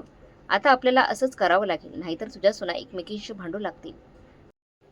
पार्वतीताईंच्या डोळ्यात पाणी तरळलं. त्या हळूवार आवाजात म्हणाल्या, वाईट वाईट का म्हणू बाळा. कदाचित हीच तुमच्या पिढीची नवीन परंपरा असेल. आधी आई वडील मुलांना एकत्र ठेवायचे, पण आता आई वडिलांनाच मुलांच्या सोयीप्रमाणे फिरावं लागतं. संकेत गप्प झाला. आईच्या शब्दांना उत्तर द्यावं असं काही त्याच्याकडे उरलं नव्हतं. गाडीत बसताना पार्वतीताईंनी संकेतकडे पाहत हलकंसं असून म्हटलं, चल बेटा, पाहूया निव्याच्या घरी किती दिवस मन रमतं ते. पण एक गोष्ट लक्षात ठेव, जर कधी मी कोणाला ओझं वाटू लागले तर मला स्पष्ट सांग. आता या वयात टोमणे सहन करण्याची ताकद उरलेली नाही. संकेतने आईचा हात घट्ट पकडला. त्याच्या मनात अपराधीपणाची भावना खोलवर घर केली. आता पार्वतीताई आपला मोठा मुलगा अनिकेत आणि सून निव्याच्या घरी राहू लागल्या. अनिकेतचं नवीन घर भव्य होतं. अपार्टमेंटच्या 25व्या मजल्यावर चारी बाजूनी काचेच्या खिडक्यातून शहराची झगमगती रोषणाई दिसत होती. खाली हिरवीगार बाग, मुलांसाठी झोपाळी आणि वृद्धांसाठी बागं. सगळं काही होतं, पण पार्वतीताईंना हे नवं जग एक कोडच वाटत होतं. लिफ्ट वापरणं त्यांच्यासाठी फारच कठीण होतं. त्या मनात म्हणत, गावाकडच्या घरापेक्षाही सगळं किती वेगळं. तिथे दरवाजा उघडला की समोर अंगण आणि अंगणानंतर शेती. आणि इथे हा लोखंडाचा डबा, वर खाली धावणारा. सुरुवातीला नातवंड त्यांना लिफ्टमध्ये घेऊन जात. बटन दाबत हसत म्हणत, आजी बघ ना, फक्त हे बटन दाबायचं. वर जायचं असेल तर वरचं आणि खाली जायचं असेल तर खालचं. पार्वती ते हसून म्हणत, हो हो बाळा, समजलं मला. पण जेव्हा त्यांना एकट्यानं जावं लागायचं तेव्हा त्यांचे पाय थरथर कापू लागले. कधी चुकीचं बटन दाबलं जायचं तर कधी दरवाजा पुन्हा उघडायच्या आधीच बाहेर पडण्याचा प्रयत्न होत असे. एके दिवशी नातू चिडून म्हणाला, आजी मला पुन्हा पुन्हा त्रास देऊ नकोस. एकदा शिकवलं ना मग लक्षात का ठेवत नाहीस तू? प्रत्येक वेळी मला का बोलवतेस? पार्वतीताई गप्प झाल्या. मनाला खोलवर लागलं होतं, पण त्यांनी स्वतःला सावरत हळूच उत्तर दिलं, बाळा हे हात आता म्हातारे झालेत आणि समजायला थोडा वेळ लागतो. त्या दिवशी त्यांनी ठरवलं, काय झालं तरी लिफ्ट वापरायला स्वतःला शिकायचं. अनेक वेळा चुका झाल्या. कधी खाली जायच्या ऐवजी वर पोहोचायच्या, तर कधी 25व्या ऐवजी 15व्या मजल्यावर उतरायच्या. पण हळूहळू त्यांनी तेही शिकून घेतलं. आता कुणाला त्रास द्यावा लागणार नाही. त्यांनी मनोमन ठरवलं. पण लिफ्टचं कोडं सुटलं तरी मनातील एकटेपणा सुटला नव्हता. घरातल्या लोकांच्या वागण्यात बदल स्पष्ट जाणवत होता. आणि ते त्यांच्या कामात गुंतलेला असे की आईशी 2 शब्द बोलायलाही त्याला वेळ मिळत नसे. सकाळी लवकर निघून जायचा आणि रात्री उशिरा परतायचा. जाता जाता फक्त एवढंच म्हणायचा, आई औषधं वेळेवर घे. निव्याचा स्वभाव तर आधीपासून तुसडा आणि अहंकारी होता. पार्वतीताई कधी मदतीला पुढे सरसवल्या तर ती चिडून म्हणायची, आई हे गावाकडचं घर नाही. इथे मध्ये येऊन काहीही करू नका. तिच्या शब्दात वरवर सभ्यता असली तरी आतून टोचणी जाणवत असे. आराम करा या खरा शब्दाचा खरा अर्थ पार्वतीताईंना समजत होता. मध्ये ढवळाढवळ करू नका. एका संध्याकाळी अनिकेत ऑफिसमधून परत आला तेव्हा पार्वतीताई हळूच त्याच्या जवळ बसल्या. बेटा सगळं व्यवस्थित आहे ना? अनिकेत मोबाईलवर मेसेज टाईप करतच म्हणाला, हो सगळं ठीक आहे. अच्छा एक सांग, तुला बोर होत तर नाही ना? थोडंसं होतं रे, दिवसभर एकटंच बसावं लागतं. पार्वतीताईंचा आवाज नकळत जड झाला. अनिकेतने मानही बळ न करता सहज म्हणाला, मग खाली बागेत जाऊन बस ना. सगळे लोक बसतात तिथे. पार्वतीताई हलकंसं हसल्या, पण त्या हसऱ्या चेहऱ्यामागे खोल एकटेपणा अनिकेतच्या नजरेस पडलाच नाही. दुसऱ्या दिवशी स्वयंपाकघरात उभ्या असलेल्या नव्या टोमणेखोर स्वरात म्हणाली, आई तुम्ही आलात तेव्हापासून घराचा खर्च खूप वाढलाय. भाजी, दूध, फळं सगळंच जणू दुप्पटच लागतंय. आणि वरून आता पाहुणे सुद्धा पुन्हा पुन्हा वर वर येऊ लागले. पार्वतीताईंचा चेहरा क्षणात उतरला. त्या हळूवाजात म्हणाल्या, सुनबाई मी तर खूपच कमी खाते आणि मी कुणालाही बोलवत नाही. निव्या हलकसं असली पण त्या हसण्यात उपहासाची धार होती. हो मला माहीत आहे, पण काय करू, खर्च तर आम्हालाच भागवायचा आहे ना. तिचे शब्द पार्वतीताईंच्या मनाला जणू तीरासारखे भिडले. त्या दिवशी अंथरुणावर पडून पार्वतीताई विचारात गर्तेत हरवून गेल्या. ही कसली नीती आहे? मुलांसाठी आयुष्यभर कष्ट केले, स्वतःच्या इच्छा आकांक्षा बाजूला ठेवल्या आणि आज त्यांच्याच घरात आपण ओझं ठरत आहोत. संकेत आणि पल्लवीने असंच काहीसं म्हटलं होतं. आणि आता इथेही तीच परिस्थिती. त्यांच्या डोळ्यात पाणी दाटून आलं. त्यांनी हलकेच अश्रू पुसले. पण मनातील वेदना मात्र तशाच खोलवर रेंगाळत राहिल्या. त्या दिवशी मात्र अनिकेतच्या घरात वेगळंच चित्र होतं. एका नातेवाईकाच्या कार्यक्रमानिमित्त तिन्ही मुलं आणि तिन्ही सुना बऱ्याच दिवसांनी एकत्र जमले होते. ड्रॉइंग रूममधील खुर्च्या आणि सोफे गच्च भरलेले होते. चहा नाश्त्याच्या प्लेटा, हास्याचे फवारे, मुलांच्या खेळण्यांचा गोंधळ, सगळीकडे उत्साहाची एक वेगळीच लहर पसरलेली होती. आणि त्या सगळ्या गोंधळात पार्वतीताई मात्र शांतपणे एका कोपऱ्यात बसून सगळं निहाळत होत्या. त्यांच्या मनात एक हळवी आशा डोकावत होती. कदाचित आज संध्याकाळी छोट्या मुलाला सांगावं, मला तुझ्याबरोबर घेऊन चल. त्या हळूच प्रशांत जवळ जाऊन बसल्या. तो मोबाईलवर कोणाशी तरी बोलत होता. आई जवळ बसताच त्याने फोन कट केला. पार्वतीताई दबक्या आवाजात म्हणाल्या, प्रशांत मला तुझ्याबरोबर घेऊन चल, इथं मला करमत नाही. प्रशांत हलकंसं हसत म्हणाला, आई तुला दादाच्या घरी येऊन फक्त 20च दिवस झाले. एवढी काय घाई करतेस, आरामात राहा ना. पण प्रशांत त्या काहीतरी बोलू पाहत होता. तो मध्येच म्हणाला, आई आमच्या घरी आता दुरुस्तीचं काम सुरू होणार आहे. फर्निचर करायचं आहे, रंगरंगोटी करायची आहे. खूप धूळ होईल. तुझ्यासाठी तिथं राहणं कठीण होईल. त्यामुळे सध्या तू तिथेच राहा. तेवढ्यात प्राजक्ता तिथे आली. ती हसतच म्हणाली, हो आई, आता तुम्हाला सवय लावायलाच हवी. 4 महिने प्रत्येक महिने मुलाच्या घरी राहायचं ठरवलं. 4-4 महिने प्रत्येक मुलाच्या घरी राहायचं ठरवलं. त्यामुळे तुमच्याकडे काही 4 महिन्यातच याल. तिच्या आवाजात आपुलकीपेक्षा टोमण्यांचा सूर अधिक होता. पार्वती त्यांचा चेहरा पुन्हा एकदा उतरला. त्यांनी चारी बाजूनी नजर टाकली. सगळेजण हसत खेळत होते, पण त्यांच्या शांततेत दडलेला वेदनेचा अंदाज कुणालाच आला नव्हता. त्यांचे डोळे पाणवले. काही न बोलता त्या हळूच उठल्या आणि खाली बागेकडे निघाल्या. बागेतील एका बाकावर बसून त्यांनी दीर्घ श्वास घेतला. समोर हिरवीगार झाडं, मुलांचा किलबिलाट आणि वृद्धांच्या हळवार गप्पा. हे सगळं पाहताना त्यांना गावाकडचे दिवस आठवू लागले. ते मोकळे अंगण, ती आपुलकी, ते नात्यांचा उबदारपणा. आणि मग दिवस असेच ओघाने पुढे सरकत राहिले. पार्वतीने अखेर आपल्या मनाला समजावून सांगितलं, आता असंच आयुष्य काढायचं आहे. 4-4 महिने प्रत्येक मुलाच्या घरी राहायचं. हळूहळू त्यांना एक गोष्ट स्पष्ट जाणवू लागली. निव्या असो, पल्लवी असो किंवा प्राजक्ता, तिघींच्या स्वभावात फारसा फरक नव्हता. सर्वांच्या दृष्टीने त्या फक्त एक जबाबदारी होत्या, एक ओझं. त्या रात्री अंथरुणावर पडून त्यांनी खोल उसासा टाकला. म्हातारपणात मुलांसोबत राहण्याचं स्वप्न इतकं कडवट असेल असं कधी वाटलं नव्हतं. असं करत करत 1 वर्ष सरवून गेलं. पुन्हा एकदा त्यांना मोठा मुलगा अनिकेतच्या घरी यावं लागलं. पण यावेळी त्यांच्या मनात सुरुवातीपासूनच एक दडपण, एक भीती होती. आधीच्या अनुभवातून त्यांना निव्याच्या कडवट स्वभावाचा ठाऊक झाला होता. आणि यावेळी परिस्थिती अधिकच बिकट झाली होती. सकाळची वेळ होती. पार्वत्यांनी विचार केला, चला सुनील थोडी मदत करावी. ते हळूच स्वयंपाकघरात गेल्या आणि नम्रपणे म्हणाल्या, सुनबाई, भाजी चिरू का की कणिक मळू? निव्या आधीच कुठल्या तरी कारणाने बिघडलेली होती. ती अचानक भडकली. अहो आई, राहू द्या, तुम्हाला काही करायची गरज नाही. तुमच्याकडून काही काम नीट होत नाही आणि शेवटी मला पुन्हा सगळं करावं लागतं. त्यापेक्षा तुमच्या खोलीत जाऊन आराम करा. पार्वतीताई गप्प झाल्या. त्यांचा कंठ दाटून आला. त्या दिवशी दुपारी त्यांनी हळू आवाज दिला, सुनबाई, जरा एक ग्लास पाणी दे ना. निव्या टीव्ही पाहत बसली होती. ती चिडून म्हणाले, आई, तुम्ही एवढंचही करू शकत नाही का? फ्रीज तिथंच आहे, ग्लास तिथंच आहे, तुम्ही स्वतः उठून घेऊ शकत नाही का? त्या शब्दाने पार्वतीताईंच्या मनावर खोल घाव केला. त्यांनी त्यांच्या भूतकाळाची आठवण झाली. आपण कधी आपल्या सासूबाईंशी असं कठोरपणे वागलो होतो का? त्या शांतपणे उठल्या, फ्रीजमधून पाणी काढलं, पण ते पिताना त्यांच्या डोळ्यातून अश्रू उघळले. ते रात्री त्या खूप रडल्या. तोंडावर ब्लँकेट घेऊन आवाज दाबत, आपल्या वेदना लपवत. दुसऱ्या दिवशी त्यांनी आपल्या छोट्या मुलांना संकेत आणि प्रशांतला फोन लावला. त्यांचा आवाज थरथरत होता, बेटा, मी इथे अजून राहू शकत नाही. तुम्ही मला घेऊन जा, नाहीतर मला गावी पाठवा. मी इथे राहू शकणार नाही. फोनवर काही क्षण शांतता पसरली. मग संकेत चिडून म्हणाला, आई, हा काय बालिशपणा आहे? प्रत्येक वेळी असं बोलणं तुला योग्य वाटतं का? जर तू मोठ्या सुनेकडून तुझी सेवा करून घेतली नाहीस तर आमच्याही बायका बोलायला लागतील ना. घरातलं वातावरण बिघडेल. थोडं समजून घे ना तूच. प्रशांतही लगेच रागाने म्हणाला, हो आई, तू प्रत्येक घरात 4 महिने राहणार आहेस.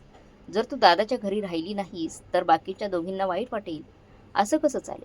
पार्वतीताई स्तब्ध झाल्या. ज्या वेदनेतून सुटका मिळावी म्हणून त्यांनी मुलांकडे हात पुढे केला होता, तोच आधार आता त्यांच्या आवाजातील कठोरतेत हरवून गेला होता. फोन कट झाल्यावर त्या बराच वेळ खिडकीजवळ बसून राहिल्या. बाहेर अपार्टमेंटच्या बागेत मुलं खेळत होती आणि त्यांच्या कानात मात्र मुलांचे शब्द अजूनही घुमत होते. जर तू मोठ्या सुनेकडे तुझी सेवा करून घेतली नाहीस तर दुसऱ्या सुना तुझी सेवा करणार नाहीत. त्यांचे ओठ हलकेच थरथरले. सेवा? मी आता फक्त सेवा करून घेण्यासाठी उरलेली एक वस्तू राहिली आहे का? त्यांच्या डोळ्यात पुन्हा अश्रू दाटले. पण यावेळी त्यांनी मन दगडासारखे कठोर केलं आणि गप्प बसून राहिल्या. दरम्यान सासूबाईंच्या उपस्थितीने वैतागलेल्या निव्याने एक उपाय काढला. आपण आईंना वृद्धाश्रमात पाठवूया. आणि ही गोष्ट सगळ्यांना पटवून देण्यासाठी तिने एक बैठक ठेवली. त्या रात्री अनिकेतच्या घरातील ड्रॉइंग रूममध्ये सगळेजण एकत्र जमले होते आणि पार्वतीताईंच्या आयुष्याचा एक नवा वेदनादायी अध्याय सुरू होण्याच्या उंबरठ्यावर उभा होता. टीव्ही बंद होताच खोलीत एक अनामिक शांतता पसरली. त्या शांततेला छेद देत अनिकेत गंभीर आवाजात म्हणाला, हे बघा, आता आईला कुठे ठेवायचं यावर कायमचा काहीतरी उपाय काढायला हवा. प्रत्येकाच्या घरी 4-4 महिने राहिल्यामुळे घराचं वातावरण बिघडत चाललेलं आहे. निव्याने क्षणाचा विलंब न लावता सुचवलं, आपण आईला वृद्धाश्रमात पाठवूया. तिथे त्यांच्या वयाच्या अजूनही महिला असतात. त्यांचं मनही लागेल तिथे. आपण खर्च देऊ, काहीच कमी पडणार नाही त्यांना तिथे.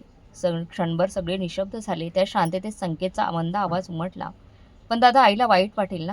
निव्या किंचित चिडून म्हणाली, यात वाईट वाटण्यासारखं काय आहे? आपण सगळे आपल्या जबाबदाऱ्यांमध्ये गुंतलेलो आहोत आणि खरं सांगायचं तर आई आपल्याबरोबर आनंदी नाहीत. गावी पाठवू शकत नाही. लोक बोलतील. शहरात राहणाऱ्या मुलांनी आईला एकटं सोडलं असं म्हणतील आणि प्रत्येकाच्या घरी त्यांचं राहणंही सोपं नाही. त्यामुळे वृद्धाश्रमच योग्य पर्याय आहे. संकेतची बायको पल्लवी तिच्या सुरात सूर मिसळत म्हणाली, हो, तिथे चांगली काळजी घेतली जाते. 24 तास डॉक्टर असतात. खरं सांगायचं तर हा सर्वात योग्य निर्णय आहे. हळूहळू सगळ्यांनी शांतपणे मान डोलावली आणि त्या चर्चेच्या गर्दीत आईच्या भावनांचा आवाज कुठेतरी गुदमरून गेला. दुसऱ्या दिवशी कोणती अधिक चर्चा न करता त्यांनी निर्णय घेतला. पार्वतीताई आता वृद्धाश्रमात जाणार. मुलं दर महिन्याला पैसे पाठवतील, फोनवर विचारपूस करतील. अनिकेतने निष्कर्ष काढला, हे सगळ्यांसाठी योग्य आहे. आई ही तिच्या वयाच्या लोकांमध्ये राहील आणि आपली बदनामी होणार नाही. जेव्हा हा निर्णय पार्वतीताईंना सांगण्यात आला तेव्हा त्या काही क्षण स्तब्ध बसून राहिल्या. डोळ्यात अश्रू तरळू लागले, पण शब्द जणू घशातच अडकून पडले होते. शेवटी त्यांनी फक्त एवढंच म्हटलं, तुम्हाला जे योग्य वाटतं ते करा. त्यांचा आवाज इतका मंद होता की तो कुणाच्या कानावर पडला नाही आणि सुना मात्र सुटकेचा निश्वास टाकत आत निघून गेल्या. पुढल्याच आठवड्यात पार्वतीताईंना शहरातील एका मोठ्या वृद्धाश्रमात नेण्यात आलं. वृद्धाश्रम स्वच्छ होता. सभोवताली हिरवीगार झाडी, प्रशस्त आणि नीटनेटकी खोली.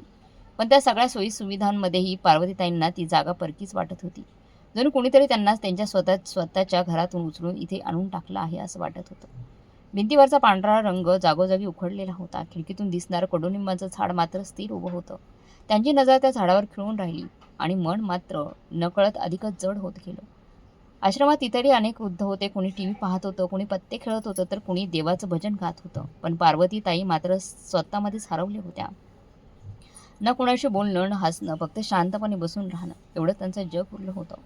कधी कधी मुलांचे फोन येत, आई कशी आहेस, तुझी काळजी घेतली जाते ना. फोन ठेवताच त्या गुडघ्यावर डोकं टेकून रडू लागत. त्यांना असं वाटत होतं जणू आयुष्यभर जपलेलं सगळं काही कोणीतरी क्षणात हिरावून घेतलं आहे. काही महिने असेच निघून गेले. मुलं आणि सुना आपापल्या पद्धतीने समाधानी होती. फोन करून विचारपूस करणं आणि उत्तरात पार्वतीताईंचे तेच वाक्य, मी बरी आहे. पण यावेळी काहीतरी बदललेलं होतं. बराच वेळ त्यांच्या फोनची रिंग वाजत राहिली पुन्हा पुन्हा, पण पार्वतीताईंनी फोन उचलणंच बंद केलं होतं. अनिकेत चिडून म्हणाला, आई फोन का उचलत नाही, आईला काही. तो वाक्य पूर्ण करू शकला नाही. संकेत काळजीने म्हणाला, दादा असं काही विचार करू नकोस, कदाचित तिला फोन उचलायचा नसेल, पण एवढ्या दिवसांपासून का नाही. अनिकेतचा आवाज अस्वस्थ झाला होता. प्रशांत घाबरलेल्या स्वरात म्हणाला, मला तर वाटतं आईची तब्येत बिघडली असेल. त्या क्षणी खोलीत पुन्हा एकदा भेसूर शांतता पसरली आणि सगळ्यांच्या डोळ्यात एक अनामिक भीती दाटून आली. दुसऱ्याच दिवशी तिघही मुलं वृद्धाश्रमात पोहोचली. रजिस्टरवरचं नाव लिहून त्यांनी आत विचारपूस सुरू केली. आमची आई पार्वती देवी कुठे आहेत, त्या ठीक आहेत ना. अनिकेतने घाईघाईत थरथरत्या आवाजात प्रश्न विचारला. समोर बसलेल्या संचालकाने एक खोल श्वास घेतला. त्यांच्या चेहऱ्यावर गंभीर छटा उमटली. ते शांतपणे म्हणाले, तुम्ही लोक खूप दिवसांनी आलात. कदाचित तुम्हाला माहीतही नसेल तुमच्या आई इथून कधीच निघून गेली आहे. क्षणभर तिन्ही मुलं अवाक झाली. जणू वेळच थांबून गेलाय. काय, निघून गेली? केव्हा आणि कधी आणि कुठे निघून गेली? संकेतचा आवाज थरथरत बाहेर पडला. संचालकाने रजिस्टरची पानं हळूहळू उमटली आणि म्हणाले, जवळपास 2 महिन्यांपूर्वी एके दिवशी त्यांनी आपलं सामान बांधलं आणि स्पष्ट सांगितलं, मला आता इथे राहायचं नाही. आम्ही त्यांना खूप समजावलं, थांबवण्याचा प्रयत्न केला, पण त्या ठाम होत्या. थोडं थांबून ते पुढे म्हणाल्या, माझी मुलं माझ्यापासून दूर झाली आहेत. मग मी त्यांच्या नावावर, त्यांच्या पैशांवर इथे कैद होऊन का जगू? मला माझा मार्ग निवडायचा आहे. आणि त्यानंतर त्या निघून गेल्या. हे ऐकून तिन्ही मुलांच्या तोंडातून शब्दच फुटेना. अनिकेतचा आवाज अडखळला, पण त्या कुठे गेल्या? संचालकाने खांदे उडवले, आम्हाला काहीच माहिती नाही. त्या एकट्याच निघून गेल्या. त्या क्षणी तिघांच्या पायाखालची जमीनच सरकल्यासारखी झाली होती. ज्याने कधी कल्पनाही केली नव्हती की त्यांची वृद्ध आई इतक्या शांतपणे, इतक्या दृढ निश्चयाने स्वतःला त्यांच्यापासून वेगळं करेल. पुढचे काही दिवस त्यांनी इकडे तिकडे धावपळ केली. ओळखीच्या प्रत्येक दारावर टकटक केली. नातेवाईकांकडे विचारपूस केली. आसपासच्या ठिकाणी चौकशी लावली, पण प्रत्येक वेळी हातात निराशाच आली. कुठलाच ठोस धागा सापडला नाही. शेवटी थकून भागून, आशा हरवून त्यांनी शोध थांबवला. लाजणे आणि पश्चातापाने मान खाली घालून तिघही आपापल्या मार्गाने निघून गेले.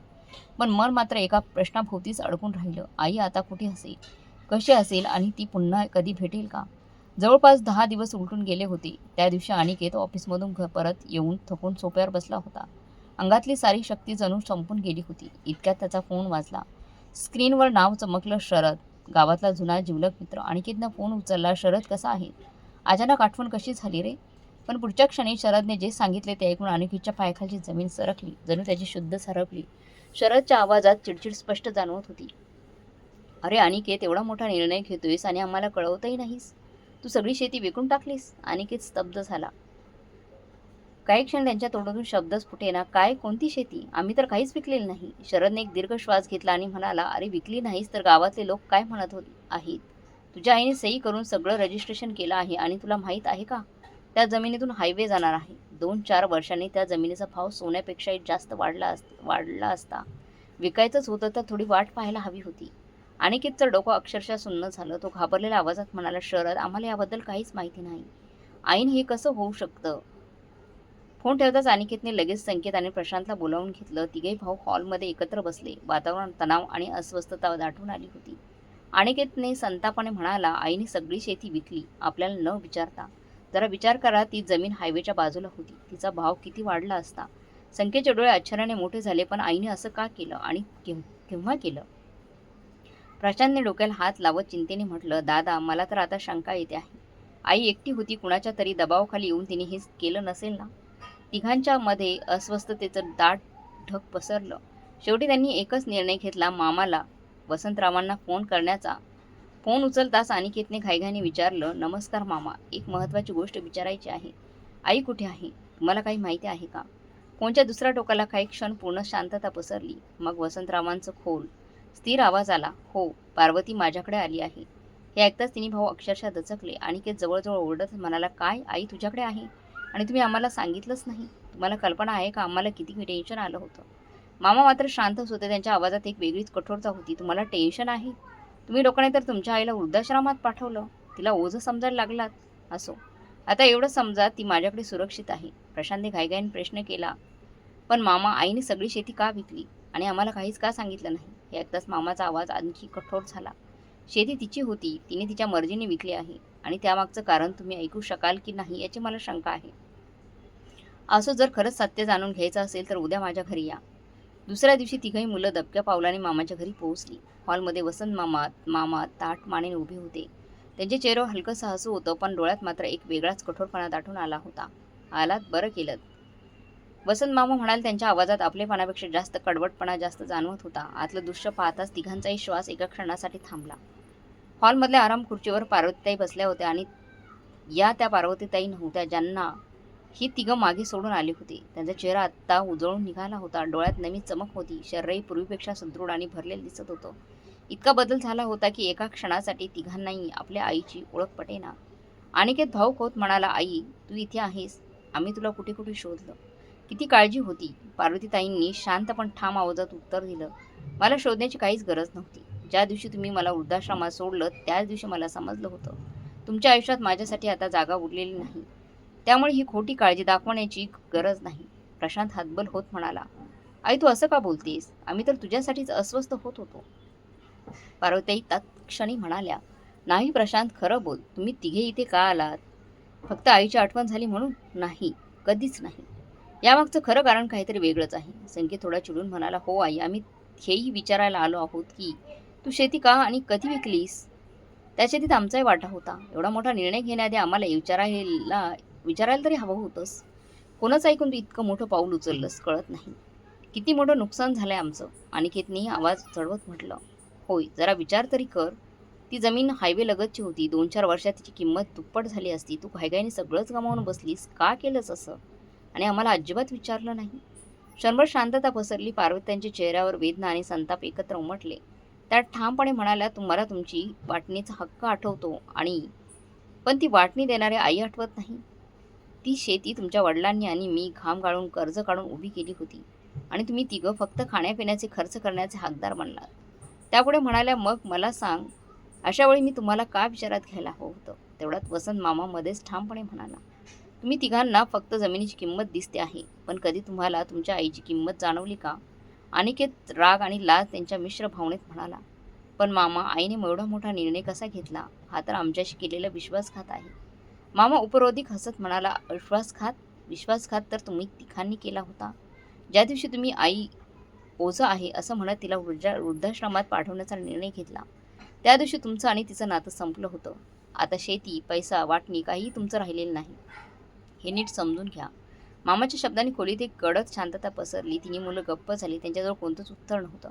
मामा त्यांच्या डोळ्यात पाहत पुढे म्हणाले, "तुम्हाला पैशांचं नुकसान दिसते, पण नात्याचं नुकसान कधीच दिसलं नाही. माझ्यासाठी नाती सर्वात मोठी होती आणि तुम्हीच ती नाती निर्दयपणे तोडून टाकली." प्रशांत हळू आवाजात म्हणाला, "आई, आता तू तिथे राहणार नाहीस. तू माझ्याबरोबर माझ्या घरी चल. कायमची. तुला कुठेही भटकण्याची गरज नाही. 4-4 महिने कुणाकडे राहण्याची वेळ आता येणार नाही. मी तुला शब्द देतो." संकेत आईच्या पायांवर झुकण्यात इतक्यात मोठा मुलगा अनिकेत मध्येच म्हणाला, "नाही आई, तू माझ्याबरोबर चल. निव्याला मी समजावून सांगेन आणि जर तिने ऐकलं नाही तर तिलाच घराबाहेर काढेन. पण तुला एकटीलाच कधीच सोडणार नाही. तू माझी आई आहेस. माझ्या घराचा मान आहेस." त्याचा आवाजात जरी मोठा होता तर त्यामागे एक भीती दडलेली होती. आई खरंच धाकट्या भावावर निघून जाईल याची संकेत शांतपणे ठाम स्वरात म्हणाला, "तुम्ही दोघं थांबा. आईला कुणीही जबरदस्तीने कुठेही घेऊन जाणार नाही. आईला जिथे राहायचं आहे तिथे ती राहील. आपण सगळ्यांनी तिचं मत ऐकायला हवं." पार्वती यांनी तिन्ही मुलांकडे बारकाईने पाहिलं. त्यांच्या डोळ्यात आता राग नव्हता, भीती होती, चिंता होती आणि कुठेतरी खोलवर दडलेला पश्चातापही होता. त्या मनोमन हलकंसं हसल्या, "माझी मुलं किती नालायक निघाली.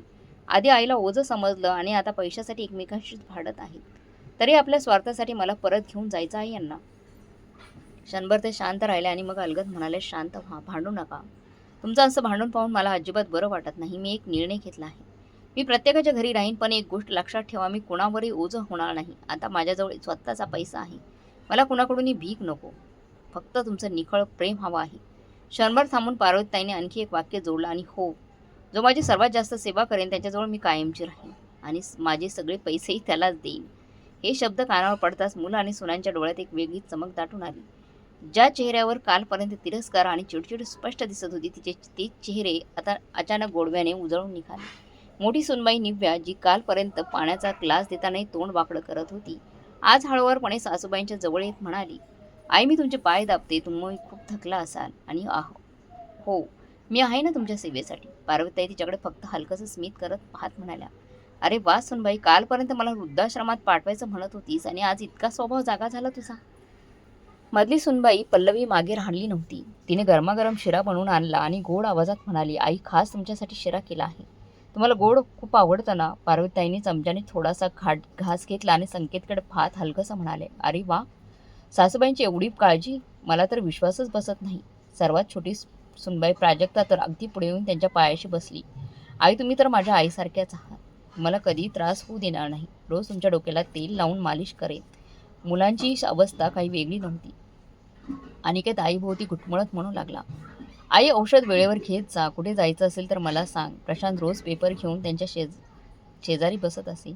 आई, आजच्या ताज्या बातम्या सांगतो. तुला राजकारणाची आवड आहे ना. संकेत तर अगदीच पुढे, आई, उद्या तुला देवळात घेऊन जातो. तुला फिरायला आवडतं ना. गाडी तयार आहे. पार्वतीताई आपल्या तिन्ही मुलांच्या घरी राहून हे सगळं पाहत होत्या. सुनांचं गोड गोड बोलणं, मागे पुढे फिरणं, मुलांचं सगळं त्यांच्या डोळ्यासमोर उलगडत होतं. पण कदाचित वेळ संपत आली होती. आयुष्यभर अनुभवलेला हुशारपणा, दुरावा आणि तिरस्कार यांच्यामध्येच एक दिवस पार्वतीताईंनी शांतपणे आपला शेवटचा श्वास घेतला. त्यांच्या निधनाची बातमी वाऱ्यासारखी पसरली. बाहेरून सगळे दुःखात बुडवलेले दिसत होते, पण आतल्या आत मात्र एकच प्रश्न प्रत्येकाच्या मनात ठाण मांडून बसला होता. आईने इतकी संपत्ती सोडली असेल, आता आपल्याला काय मिळणार? अंतिम संस्कार पार पाडले गेले. गावाकडून आणि शहरातून नातेवाईक येऊन गेले. मुलांनीही आपापली कर्तव्ये पार पाडली. सगळं काही विधिवत पूर्ण झालं. पण जेव्हा 14 संपला, तेव्हा तिन्ही मुलं आणि त्यांच्या बायका एकत्र बसल्या. अनिकेत हळू आवाजात म्हणाला, चला आईची बॅग पाहूया. मृत्यूपत्र तर नक्कीच असेल. संकेत लगेचच म्हणाला, हो, आणि पासबुकही. किमान एवढं तरी कळेल आईच्या खात्यात किती पैसे आहेत. प्रशांतने सावधपणे आईची बॅग उघडली. त्यात काही साड्या, चष्मा, देवाची पुस्तकं, काही औषधं, अनेक जुनं रजिस्ट्रेशनचा कागद होता. पण मृत्यूपत्र कुठे दिसत नव्हतं. मात्र पासबुक हाताला लागलं. प्रशांतने ते उघडलं आणि क्षणात त्यांचे डोळे विस्फरले. हे काय आहे? पासबुकमध्ये फक्त 15 लाख रुपयांचा शिल्लक दाखवला होता. संकेत संतापून ओरडला, हे शक्यच नाही. आईजवळ कोट्यवधी रुपये असायला हवेत. बँकेत काहीतरी गडबड केली असणार. तेवढ्यात निम्म्या संशयाने म्हणाली, मला तर वाटतं कोणीतरी पैसे चोरले असतील. क्षणात सगळेच गोंधळून गेले. त्यांनी पासबुक उचललं आणि सरळ बँकेच्या शाखेत धाव घेतली. बँक मॅनेजरने अत्यंत शांतपणे संगणकावर त्यांची ट्रान्झॅक्शन हिस्ट्री उघडून दाखवली. स्क्रीनवर स्पष्ट लिहिलं होतं, डोनेशन 1 कोटी रुपये, वृद्धाश्रम सेवा ट्रस्ट, पुणे. तो मजकूर पाहताच सगळ्यांच्या चेहऱ्याचा रंग उडाला. संकेत रागाने ताडकन म्हणाला, हा कसला वेडेपणा आहे? आईने इतका मोठा पैसा दान केला आणि आपल्याबद्दल एकही विचार केला नाही. बँक मॅनेजर शांत संयम आवाजात म्हणाला, हे पाऊल त्यांनी अत्यंत विचारपूर्वक उचललेलं असावं. इथे त्यांची सही, फोटो, आधार कार्ड सगळ्यांची नोंद आहे. कोणत्याही प्रकारचा दबाव किंवा फसवणूक नाही. हा पूर्णपणे त्यांचा स्वतःचा निर्णय होता. आता तिघांच्या हाती फक्त 15 लाख रुपये उरले होते. तेही तिघांमध्ये समान वाटल्यावर प्रत्येकी केवळ 5 लाख बँकेच्या बाहेर पडताना तिघांच्या हातात होते. त्यांच्या पायाखाली जमीन सरकली होती. त्या क्षणी कुठेतरी दूर आकाशातून कुशीतून पार्वतीताईंचा एक हलकासा पण अर्थपूर्ण आवाज जणू त्यांच्या कानात घुमला. आता कळलं का? मी ज्या नात्याची किंमत मागितली होती ती तुम्हा तिघांकडून मला कधीच मिळाली नाही. म्हणूनच माझी संपत्ती मी त्या लोकांना दिली ज्यांनी मला खरंच मान, सन्मान आणि आधार दिला. तिन्ही मुलं गप्प राहिली. शब्द जणू ओठांवर थबकले. पैशांचा लोभ आणि आईवर केलेल्या अन्यायाचं जड ओझं आता त्यांना आयुष्यभर व्हावं लागणार होता. त्यांनी कधीच कल्पना केली नव्हती आपली सरळ, साधी दिसणारी आई कधीतरी इतकं ठाम आणि निर्णायक पाऊल उचलू शकते. पण पार्वतीताईंच्या या निर्णयाने तिघांनाही अंतर्मुख केलं. मनाच्या कोपऱ्यात दडवलेला पश्चाताप आता हळूहळू वर येऊ लागला. सेवा करून घेण्यासाठी तिला एवढं कठोर व्हावं लागलं. खरं तर आईवडिलांची सेवा करणं हे मुलांचं कर्तव्य असतं. पण त्यांनीच त्या कर्तव्याला ओझं समजलं आणि त्याची किंमत त्यांना आज चुकवावी लागली. पार्वतीताईंनी आपली संपत्ती ज्या वृद्धाश्रमाला दान केली, जिथे त्यांना खऱ्या अर्थाने मान, सन्मान आणि माया मिळाली, त्यांच्या या कृतीने एक गोष्ट स्पष्ट झाली. ज्या संततीला आपल्या आईवडिलांचा सन्मान आणि आधार द्यायची जाणीव नसते त्यांच्याकडून घर आणि संपत्तीचे अधिकार आपोआप हिरावले जातात. या कथेतला नैतिक संदेश अत्यंत खोल आहे. आईवडिलांचं स्थान कधी पैशाने मोजता येत नाही. त्यांचा आशीर्वाद हीच खरी अनमोल संपत्ती असते, जी प्रत्येक सुखदुःखात आपल्याबरोबर उभी राहते. जी संतान आपल्या आईवडिलांचा तिरस्कार करते ती किती संपत्ती मिळवो, पण खरी शांती, समाधान आणि सुख यापासून ती कायम वंचितच राहते. आई ती एकमेव व्यक्ती असते जी आपल्या मुलांसाठी सर्वस्व अर्पण करते, पण जेव्हा तीच मुलं तिला ओझं समजू लागतात, तेव्हा ते आपल्या आयुष्यातलं सर्वात मोठं पुण्य गमावून बसतात. शेवटी ही कथा आपल्याला एकच शिकवण देते: आईवडिलांची सेवा हा सर्वात मोठा धर्म आहे. पैशासाठी मोठं काही असेल तर ते म्हणजे त्यांच्या प्रेमाची आणि आशीर्वादाची ऊब. कारण जर आपण आपल्या आईवडिलांची खरी किंमत ओळखली नाही, तर शेवटी आपल्या हाती उरतो तो फक्त पश्चाताप आणि अपराधबोध. तर मग मित्रमैत्रिणींनो, तुम्हाला काय वाटते? शेवटी पार्वतीताईंनी घेतलेला निर्णय तुम्हाला योग्य वाटला की अयोग्य? कमेंट करून नक्की कळवा. कथा चांगली वाटली असेल तर लाईक, शेअर, सबस्क्राईब नक्की करा. भेटूया पुढच्या कथेत.